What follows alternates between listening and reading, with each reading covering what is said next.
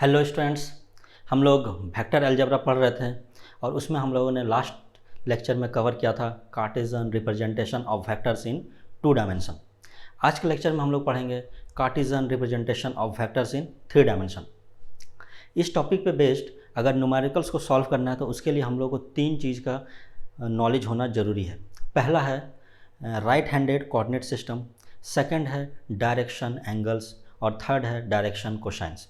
इन 3 चीज़ का नॉलेज होगा तभी हम लोग 3 डायमेंशन पे बेस्ड वेक्टर का न्यूमेरिकल्स को सॉल्व कर सकते हैं। तो हम लोग सबसे पहले शुरू करते हैं कि कार्टेशियन कोऑर्डिनेट सिस्टम क्या होता है 3 डायमेंशन में, और उसको हम लोग right hand Cartesian coordinate system क्यों बोलते हैं। तो पहला टॉपिक है Cartesian coordinate system in 3 dimension. तो 3 डायमेंशन में हम लोग कार्टेशियन कोऑर्डिनेट सिस्टम को कैसे ड्रॉ करेंगे वो देखते हैं। सपोज़ ये एक्स एक्सिस है और ये वाई एक्सिस है, दोनों आपस में परपेंडिकुलर है। ये दोनों आपस में परपेंडिकुलर है और कार्टेशियन कोऑर्डिनेट सिस्टम में जितना भी एक्सेस होता है वो सारा आपस में एक दूसरे पे परपेंडिकुलर होता है। तो एक और इसमें एक्सेस बन सकता है 3rd डायमेंशन में, तो वो भी इस पे परपेंडिकुलर होगा, दोनों पे ही परपेंडिकुलर होगा, एक्स पे भी परपेंडिकुलर होगा और वाई पे भी परपेंडिकुलर होगा। तो यहाँ पे क्वेश्चन ये है कि इसको हम लोग इस डायरेक्शन में ड्रॉ करेंगे या इस डायरेक्शन में। तो यहाँ पे हम लोग राइट हैंड रूल का यूज करेंगे, एक्स पे रखेंगे और वाई की तरफ इसको रोटेट करेंगे। जो डायरेक्शन है तो ये आउटवर्ड डायरेक्शन शो कर रहा है, तो ये है जेड का डायरेक्शन, और इसको हम लोग इस तरह से शो कर देंगे जेड डायरेक्शन को। देखो यहाँ पे ये आपस में परपेंडिकुलर है, सारा आपस में परपेंडिकुलर है। इसको हम लोग इस तरह से समझते हैं, सपोज़ ये एक लाइन है और ये एक लाइन है, तो इसको हम लोग ये आपस में इस तरह से दिख रहा है, लेकिन इसको अगर हम इस तरह से देखें तो ये थोड़ा सा टेढ़ा दिख रहा है।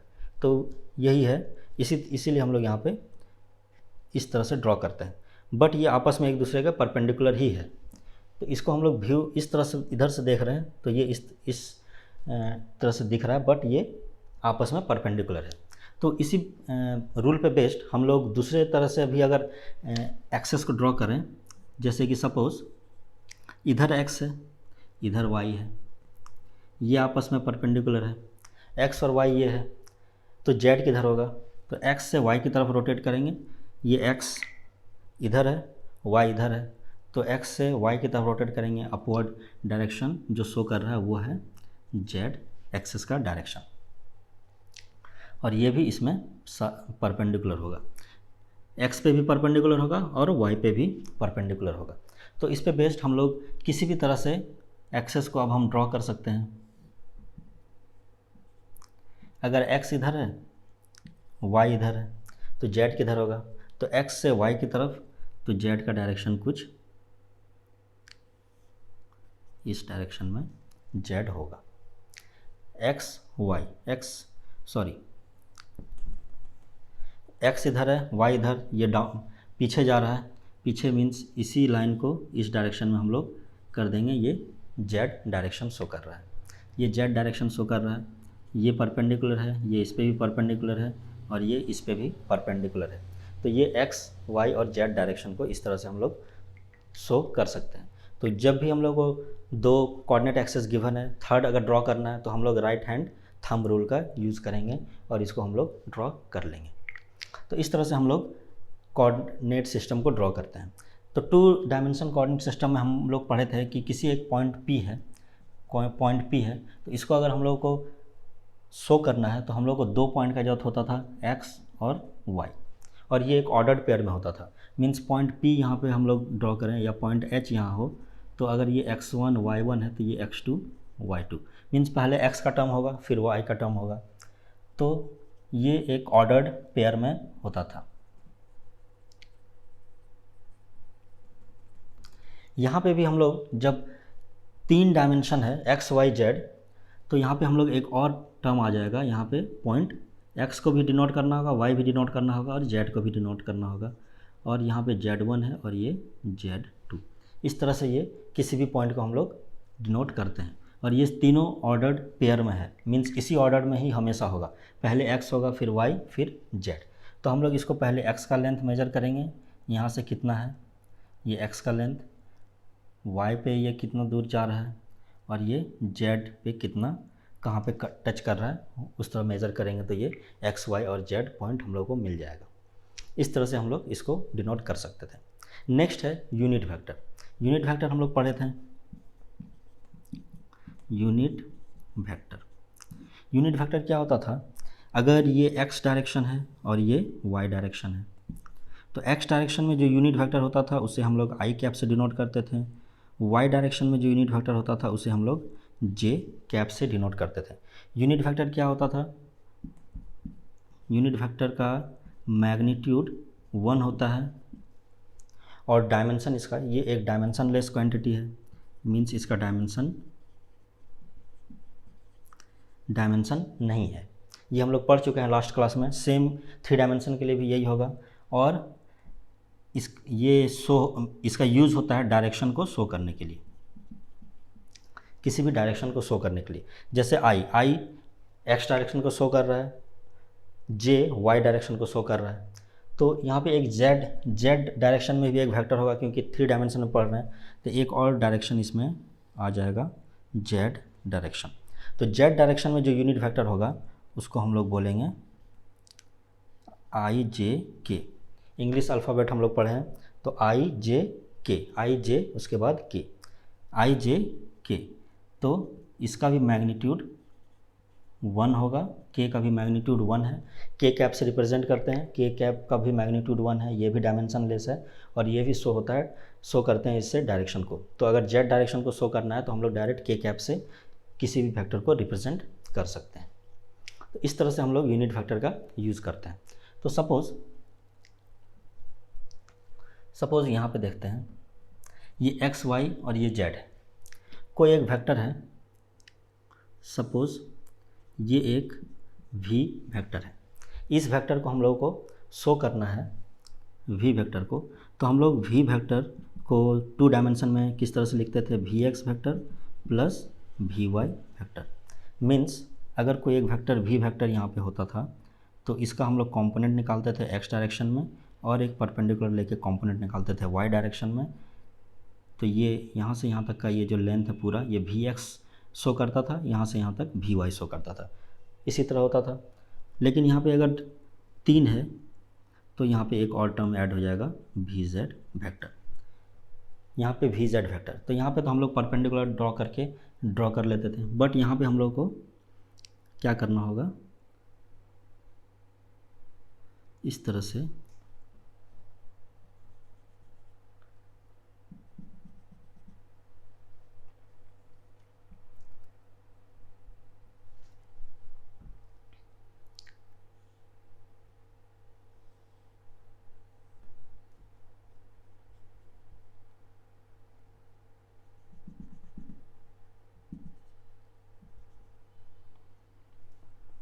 ये स्ट्रेट लाइन है,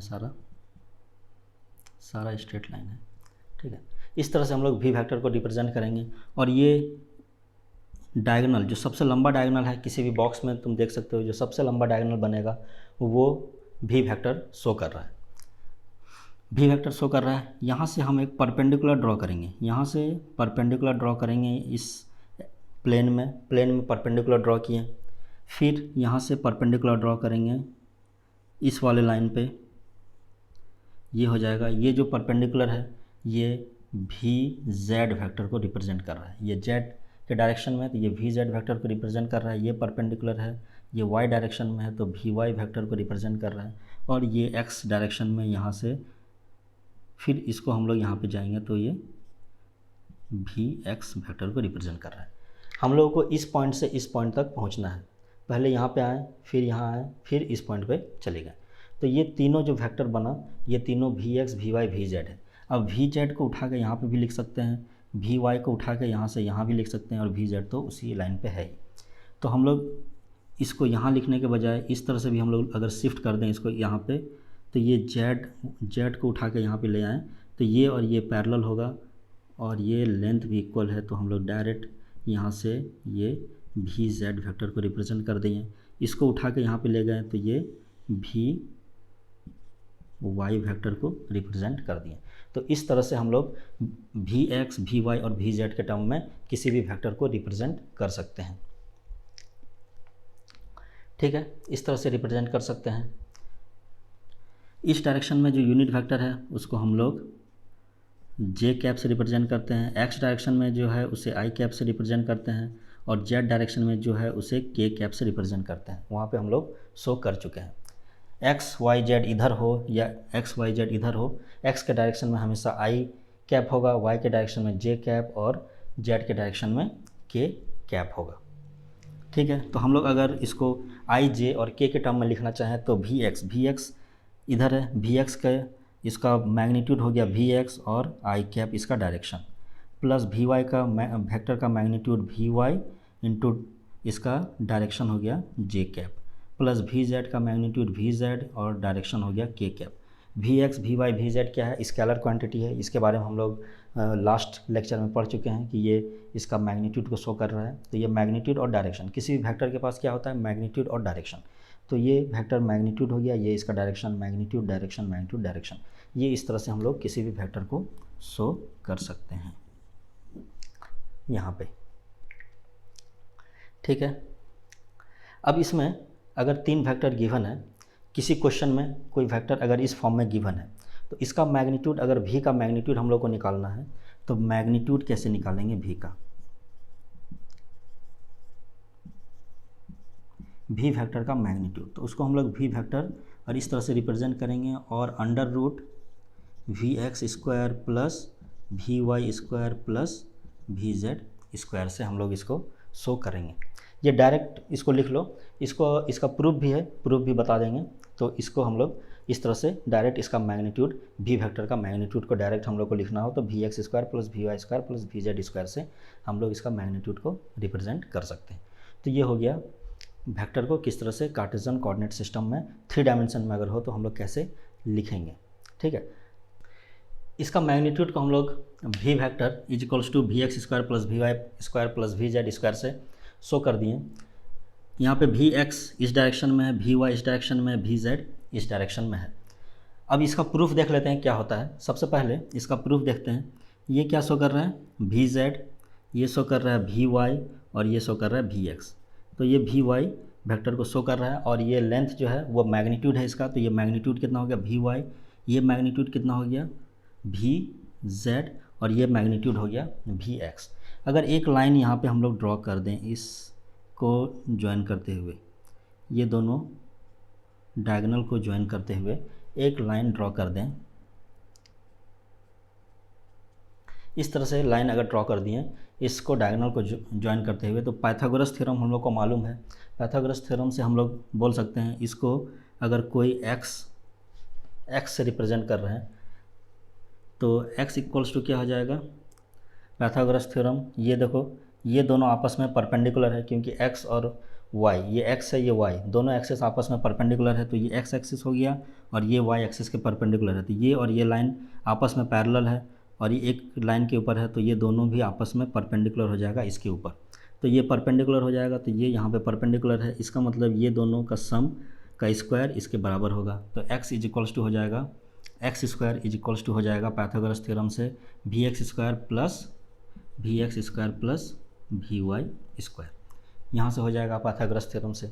अब देखो इस वाले ट्रायंगल में, देखो ये ट्रायंगल, ये प्लेन है, प्लेन के ऊपर में ये लाइन है, इसका मतलब ये आपस में ये दोनों परपेंडिकुलर है। एक प्लेन है उसके ऊपर कोई भी इस तरह से लाइन है, तो ये इस प्लेन पे परपेंडिकुलर होगा। किसी भी डायरेक्शन में हम ड्रॉ करें इसको परपेंडिकुलर ही होगा ये उस प्लेन पे, तो ये परपेंडिकुलर होगा। तो अब देखो एक्स स्क्वायर, यहाँ पे V square is equals to क्या हो जाएगा? इसका मैग्नीट्यूड, वी वेक्टर का मैग्नीट्यूड को हम लोग वी से अगर डिनोट करते हैं तो V square is equals to हो जाएगा X square plus V Z square Pythagoras theorem से। अब एक्स का वैल्यू अगर इसमें हम लोग पुट कर दें तो ये हो जाएगा we x square plus we Y square plus V Z square, और ये वी स्क्वायर है।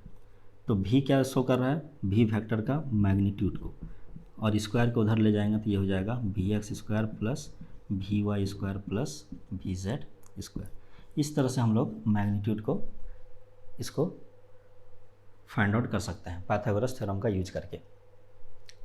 अब हम लोग 2 डायमेंशन में किसी भी वेक्टर को रिप्रेजेंट करते थे, सपोज़ एक वेक्टर भी वेक्टर को रिप्रेजेंट करते थे, तो यहाँ पे एक एंगल थीटा यूज़ करते थे इसको रिजॉल्व करने के लिए। अगर इस डायरेक्शन में रिजॉल्व करना है और इस डायरेक्शन में रिजॉल्व करना है तो हम लोग एक थीटा एक एंगल को रिप्रेजेंट करते थे।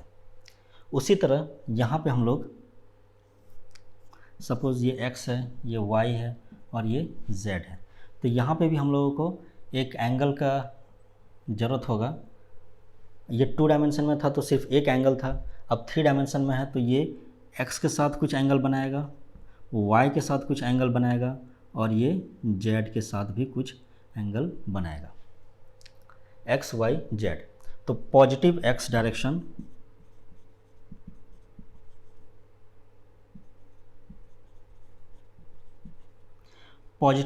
में मीन्स x इधर पॉजिटिव है, इसका पीछे नेगेटिव है, तो इस डायरेक्शन में ये पॉजिटिव है, तो पॉजिटिव डायरेक्शन से ये जो एंगल बनेगा इसको हम थीटा x से डिनोट करेंगे।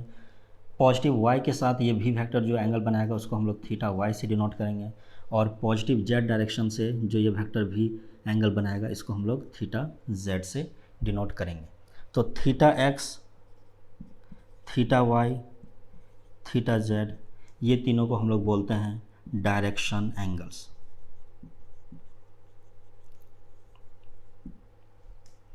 डायरेक्शन एंगल्स जिस तरह 2 डायमेंशन में एक एंगल का जरूरत था, 3 डायमेंशन में 3 एंगल का जरूरत होता है, theta x, theta y, theta z।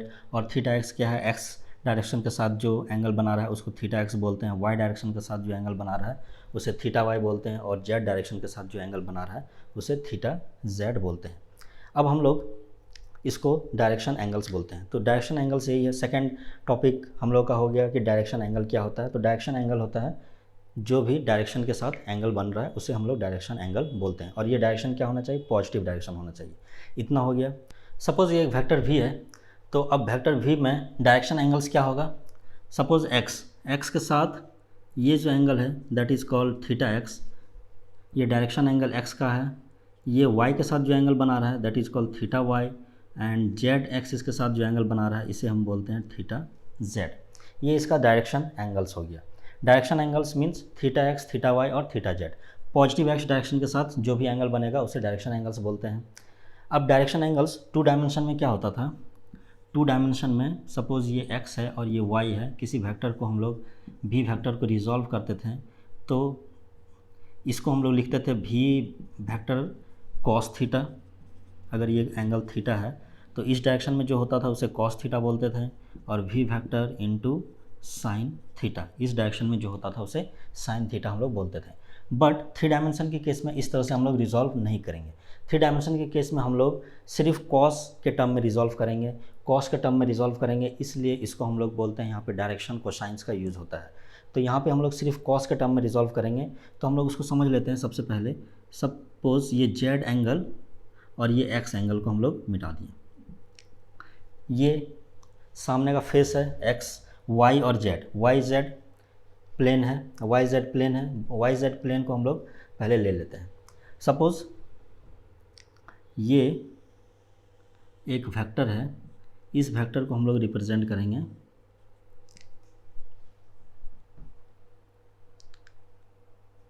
ये वेक्टर है, इसको हम लोग वी वाई वेक्टर से रिप्रेजेंट कर दिए। यहाँ पे और एक वेक्टर है वाई एक्सिस के साथ बना रहा है, इसलिए वाई ले लिए वाई वेक्टर।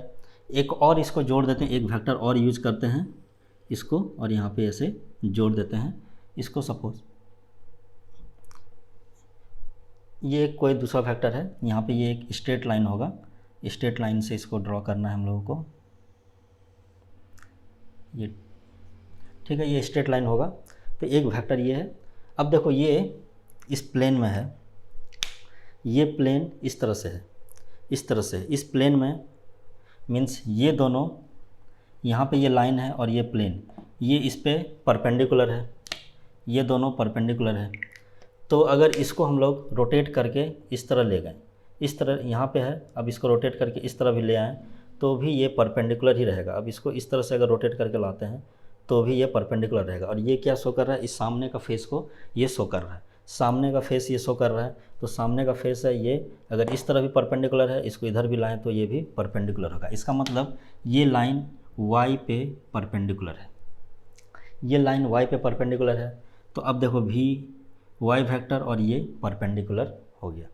तो v वेक्टर को vy वेक्टर, ये vy वेक्टर है, और अगर इसका मैग्नीट्यूड हम लोग को लिखना हो तो हम लोग डायरेक्ट vy से लिख सकते हैं, इसका मैग्नीट्यूड स्केलर क्वांटिटी के फॉर्म में vy। तो v वेक्टर और इसका मैग्नीट्यूड, सपोज v वेक्टर का मैग्नीट्यूड ये है, तो vy वेक्टर को, vy जो इसका मैग्नीट्यूड है उसको v के टर्म में अगर हम लोग को लिखना है तो v वेक्टर का मैग्नीट्यूड इनटू, इसको रिजॉल्व करेंगे तो जिस डायरेक्शन में होता था, जैसे यहाँ पे परपेंडिकुलर है तो इस डायरेक्शन में होता था तो v के साथ cos थीटा होता था, इसी तरह यहाँ v के साथ cos और यहाँ पे थीटा के जगह पे थीटा y, तो vy का मैग्नीट्यूड कितना हो गया, v cos थीटा y।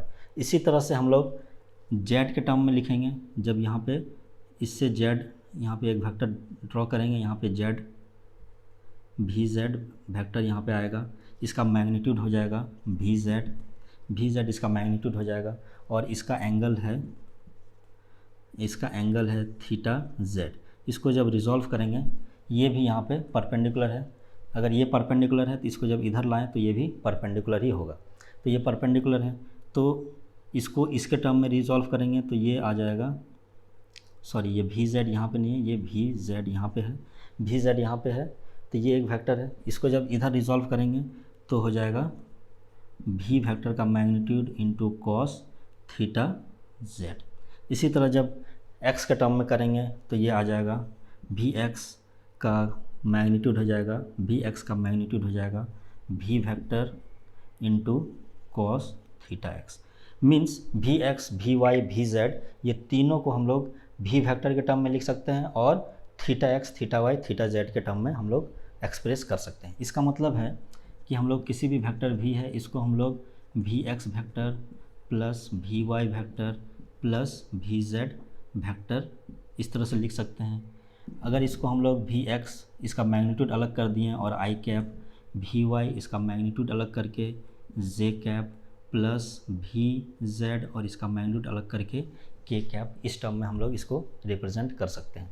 अब vx का वैल्यू क्या है, vx का वैल्यू है v vector into cos theta X plus v vector into cos theta Y plus v vector into cos theta z, और यहाँ पे i कैप हो जाएगा, यहाँ पे j कैप और यहाँ पे k कैप। ये x डायरेक्शन में है तो i कैप, y डायरेक्शन में j कैप और k कैप। यहाँ देखो तीनों में v वेक्टर कॉमन आ सकता है, तो तीनों से v वेक्टर का मैग्नीट्यूड को निकाल दिए। क्या बच गया, cos theta x i cap plus cos theta y j cap plus cos theta z k cap. इस तरह से ये बच गया। अब देखो कोई भी वेक्टर v वेक्टर है, यहाँ पे देखते हैं, कोई भी v वेक्टर है, इसके पास क्या हो सकता है, मैग्नीट्यूड होगा और डायरेक्शन होगा। तो अगर हम v वेक्टर को v का मैग्नीट्यूड से रिप्रेजेंट कर रहे हैं और cos theta x i cap plus cos theta y j cap plus cos theta z k cap से रिप्रेजेंट कर रहे हैं, मतलब ये इसका मैग्नीट्यूड को शो कर रहा है, ये इसका मैग्नीट्यूड हो गया, और ये तीनों इसका डायरेक्शन को शो कर रहा है, ये डायरेक्शन को शो कर रहा है। तो डायरेक्शन कौन सा ऐसा वेक्टर है जो सिर्फ डायरेक्शन को शो करता है, यूनिट वेक्टर। इसका मतलब हम बोल सकते हैं कि ये पूरा जो वेक्टर है ये क्या है, यूनिट वेक्टर है, यूनिट वेक्टर। तो हम लोग को मालूम है कि यूनिट वेक्टर क्या होता है, इसका मैग्नीट्यूड 1 होता है और ये डायरेक्शन को शो करता है। तो ये कौन सा डायरेक्शन शो कर रहा है, ये v वेक्टर का डायरेक्शन शो कर रहा है, क्योंकि ये तीनों मिल जाएगा, x डायरेक्शन, y और z तीनों के साथ cos theta x, theta y, theta z मिल गया, तो ये v वेक्टर का डायरेक्शन को ही शो कर रहा है। बट इसका मैग्नीट्यूड क्या होगा, यूनिट 1 मैग्नीट्यूड होगा, इसके पास कोई भी डायमेंशन नहीं होगा और इसका डायरेक्शन v वेक्टर के डायरेक्शन में होगा। मीन्स ये यूनिट वेक्टर है। ये बहुत इंपॉर्टेंट कंसेप्ट है कि ये यूनिट वेक्टर जो शो कर रहा है, ये एक बहुत इंपॉर्टेंट कंसेप्ट यहाँ पे हम लोग को निकल के सामने आ गया। अब देखो यूनिट वेक्टर है ये, तो इसको हम लोग, इसका मतलब क्या हुआ, यूनिट वेक्टर ये है, तो इसका मतलब ये हुआ कि हम लोग इसको यूनिट वेक्टर की तरह यूज़ कर सकते हैं। तो इसका मैग्नीट्यूड क्या होगा, मैग्नीट्यूड देखो हम लोग इसको कैसे लिख सकते हैं, cos theta X cos theta X, cos theta Y and cos theta Z, ये तीनों शो कर रहा है डायरेक्शन कोसाइंस। इन तीनों को बोलते हैं डायरेक्शन कोसाइंस। डायरेक्शन एंगल्स के साथ जो कॉस का वैल्यू होगा उसे हम लोग डायरेक्शन कोसाइंस बोलते हैं। अब देखो यहाँ पे हम लोग इसका यूज़ करके एक और कंसेप्ट हम लोग सामने निकालते हैं। ये हो गया, ये समझ में आ गया कि ये मैग्नीट्यूड शो कर रहा है और ये डायरेक्शन शो कर रहा है, और इन तीनों का वैल्यू क्या होगा, यूनिट वेक्टर के तरह होगा, और 1 मीन्स मैग्नीट्यूड 1 होगा और डायरेक्शन होगा वी वेक्टर के डायरेक्शन में। ठीक है, अब इसमें देखो यहाँ वी एक्स वेक्टर का मैग्नीट्यूड और ये वी वेक्टर, चलो इसको इसी तरह लिखते हैं, V X is equals to V vector into cos theta X. यहाँ से कॉस थीटा एक्स अगर बाहर निकालें, कॉस थीटा एक्स बाहर निकालेंगे तो ये इधर जाएगा तो हो जाएगा we x upon V vector. इस तरह से हम लोग कॉस थीटा एक्स को लिख सकते हैं। उसी तरह हम लोग cos theta Y, cos theta Y क्या हो जाएगा, यहाँ से कॉस थीटा वाई इधर रखेंगे, इसको इस साइड ले जाएंगे तो कॉस थीटा वाई का वैल्यू हो जाएगा V Y upon magnitude of we vector. इसी तरह कॉस थीटा जेड को हम लोग लिख सकते हैं, कॉस थीटा जेड को लिख सकते हैं, इसको इधर ले आएंगे तो V Z upon magnitude of we vector. इस तरह से हम लोग cos X, cos Y, cos Z means direction cosines का अगर वैल्यू हम लोग को फाइंड आउट करना है तो हम लोग डायरेक्ट इसका यूज़ करके फाइंड आउट कर सकते हैं। अगर हम लोग को वी एक्स और वी वेक्टर का मैग्नीट्यूड मालूम है तो हम लोग कॉस थीटा एक्स का वैल्यू यहाँ से निकल जाएगा, कॉस थीटा वाई का वैल्यू यहाँ से निकल जाएगा और कॉस थीटा जेड का वैल्यू यहाँ से निकल जाएगा। और cos theta X, cos theta Y, cos theta Z ये क्या है, डायरेक्शन कोसाइंस है। एक्स के डायरेक्शन में direction cosine cos theta X है, वाई के डायरेक्शन में direction cosines cos theta Y है, और जेड के डायरेक्शन में direction cosines cos theta Z है। तो ये हो गया डायरेक्शन कोसाइंस। अब देखो डायरेक्शन कोसाइंस में एक इम्पॉर्टेंट है, लास्ट एक चीज़ यूज होता है, जैसे कि कॉस अगर तीनों का स्क्वायर करें, कॉस थीटा एक्स का square plus cos square theta Y plus cos square theta Z, इसका वैल्यू क्या आएगा, इसका वैल्यू क्या आएगा वो देखते हैं। इसका वैल्यू यहाँ पे पुट करते हैं। कॉस थीटा एक्स का वैल्यू क्या है, cos theta x v x, तो यहाँ पे we x upon magnitude of we का whole square plus we Y upon magnitude of we vector का whole square plus V Z upon magnitude of we vector का whole square. तीनों को add करेंगे तो ये हो जाएगा we x square plus we Y square plus V Z square, और ये कॉमन है नीचे में तो ये वी वेक्टर का होल स्क्वायर। अब देखो हम लोग वी वेक्टर है, इसका मैग्नीट्यूड को किस तरह से रिप्रेजेंट करते थे, वी वेक्टर है, इसका मैग्नीट्यूड अगर हम लोग को लिखना है तो हम लोग V x square plus we Y square plus V Z square इस तरह से डिनोट करते थे। अगर इसका स्क्वायर लेंगे तो इसका मैग्नीट्यूड है, अगर इसको स्क्वायरिंग करेंगे तो वी वेक्टर का स्क्वायर हो जाएगा, तो ये इसका स्क्वायर रूट हट करके यहाँ पे आ जाएगा we x square plus we Y square plus V Z square. अब देखो यहाँ पे we x square V Y square V Z square है और ये मैग्नीट्यूड ऑफ वी का स्क्वायर है, इसका मतलब ये दोनों सेम है, तो इसको हम लोग कैंसिल आउट कर सकते हैं, या फिर इसके जगह पे पहले लिख सकते हैं V x square plus we Y square plus V Z square, और नीचे भी वी वेक्टर का स्क्वायर को हम लिख सकते हैं V x square plus we Y square plus V Z square, और ये दोनों कैंसिल आउट हो जाएगा तो ये बचेगा 1। यहाँ से एक इम्पॉर्टेंट रिलेशन हम निकल के सामने आया कि cos square theta X plus cos square theta Y plus cos square theta Z is equals to कितना होता है, 1।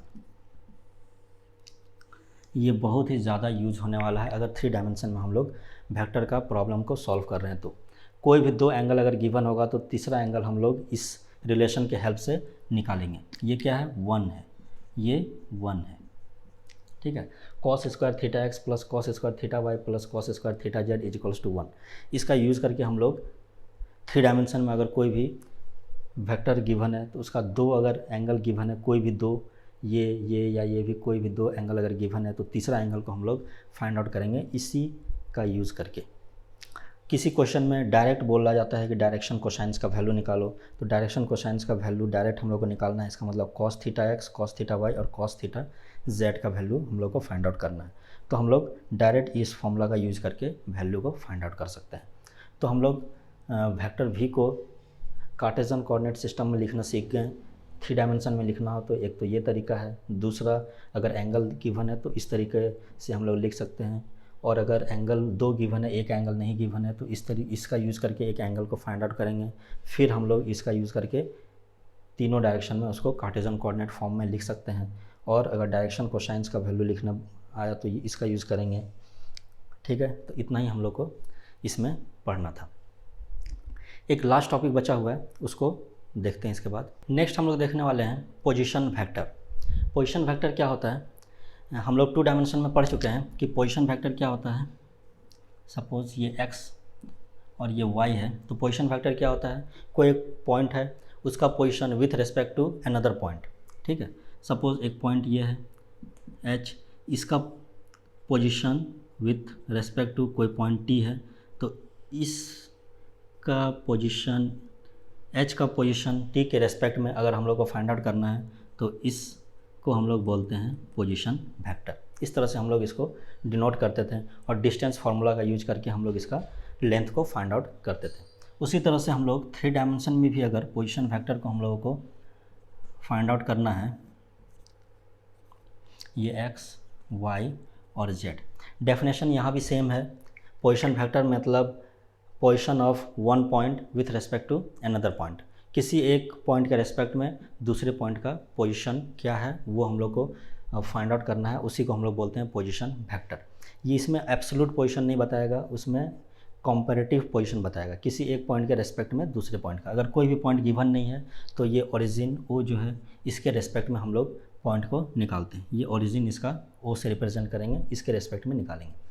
तो सपोज़ एक पॉइंट है H और एक दूसरा पॉइंट यहाँ पे है T। पॉइंट T है और ये पॉइंट H है, दोनों को जोड़ दिए तो ये एक वेक्टर से रिप्रेजेंट कर रहा है, और इस वेक्टर को हम लोग बोलते हैं RTH, और यही RTH वेक्टर ही पोजीशन वेक्टर है। RTH, और यही क्या है, पोजीशन वेक्टर। मीन्स T से H की तरफ, H हेड को शो कर रहा है, T टेल को शो कर रहा है, तो T से H की तरफ जो वेक्टर ड्रॉ करेंगे उसी वेक्टर को हम लोग बोलते हैं पोजीशन वेक्टर। और इसका सपोज़ पॉइंट है XH, YH, ZH, और T इसका पॉइंट है सपोज़ XT, YT, ZT। इस तरह से ये इसका पोजीशन है। तो हम लोग इसका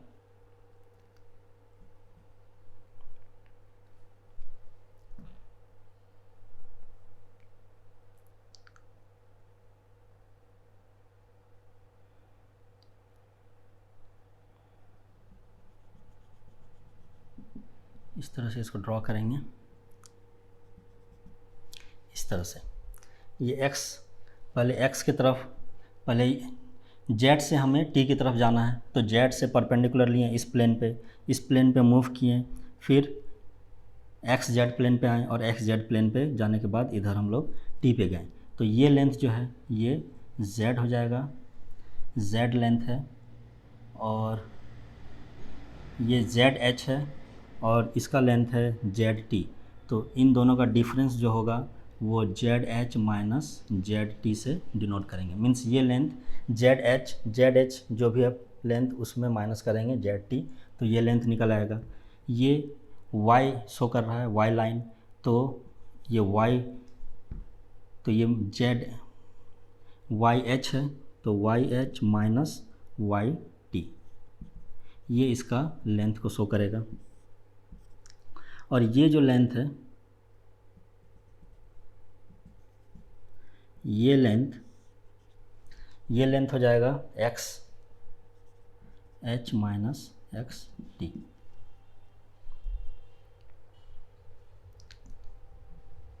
XH माइनस XT, इस तरह से। तो अगर हम डिस्टेंस फार्मूला का यूज करेंगे तो आर टी एच वेक्टर, इसको हम लोग शो करना है तो पहले एक्स डायरेक्शन में लेंथ क्या है, x h minus x t, इसका मैग्नीट्यूड हो जाएगा x h minus x t, और इसका डायरेक्शन क्या है, आई, पॉजिटिव एक्स के डायरेक्शन में, plus Y h minus y t j plus Z h minus z t k. Means इन दोनों का हम लोग इस तरह से लिख सकते हैं। ठीक है, तो ये इस तरह से ये जो वेक्टर आएगा निकल के फाइनल, इस वेक्टर को हम लोग बोलेंगे पोजीशन वेक्टर। तो पोजीशन वेक्टर का निकालने का यही तरीका है। अगर टी पॉइंट नहीं गिवन है तो हम लोग इसका पोजीशन निकालेंगे ओ के रेस्पेक्ट में, ओरिजिन के रेस्पेक्ट में। उस केस में ये टी का वैल्यू 0 हो जाएगा, वाई टी भी 0, जेड टी भी 0। तो हम लोग डायरेक्ट वहाँ पे लिख सकते हैं X H I vector plus Y H J vector plus Z H K vector, I cap J cap K cap. ठीक है, इस तरह से हम लोग अगर आर वेक्टर है कोई, उसका ओरिजिन से एच की तरफ, ओ एच ओरिजिन से एच की तरफ अगर इसको हम लोग निकाल रहे हैं तो हम लोग इस तरह से डायरेक्ट शो करेंगे, या फिर ओरिजिन को हम लोग डायरेक्ट आर एच वेक्टर से भी शो करेंगे, आर एच। अगर आर एच लिख दिए तो भी हम लोग को ये पता चल जाएगा कि ओरिजिन से है, वो लिखने का कोई ज़रूरत नहीं है। तो आर एच अगर कोई वेक्टर है तो हम लोग ओरिजिन से ड्रॉ कर रहे हैं तो उस वेक्टर को आर एच बोलेंगे, और डायरेक्ट इसका कोऑर्डिनेट को हम लोग आई और जे और के साथ लिख देंगे। तो इस तरह से ये पोजीशन वेक्टर हो जाएगा अगर ओरिजिन से हम लोग निकाल रहे हैं तो लेकिन जनरल पोजीशन वेक्टर निकालने का फॉर्मूला यही है, position vector with respect to. तो यहाँ से हम लोग बोल सकते हैं एक फॉर्मूला, हम लोग यहाँ से बोल सकते हैं कि इसका एक जनरल डेफिनेशन लिख सकते हैं, आर वेक्टर टी एच। अगर इस तरह से है आर वेक्टर टी एच तो हम लोग लिख सकते हैं coordinate of H minus coordinate of T, coordinate of H minus coordinate of T. तो ये था वेक्टर को 3 डायमेंशन में रिप्रेजेंट करने का तरीका। अगर किसी वेक्टर को 3 डायमेंशन कार्टेशियन कोऑर्डिनेट फॉर्म में रिप्रेजेंट करना है तो इस तरीके से हम लोग रिप्रेजेंट कर सकते हैं। इसमें हम लोग पोजीशन वेक्टर के बारे में भी पढ़ लिए, 2 डायमेंशन में भी पढ़े थे और यहाँ भी हम लोग पढ़ लिए। तो अब हम लोग इस पे बेस्ड कुछ न्यूमेरिकल्स को सॉल्व करेंगे।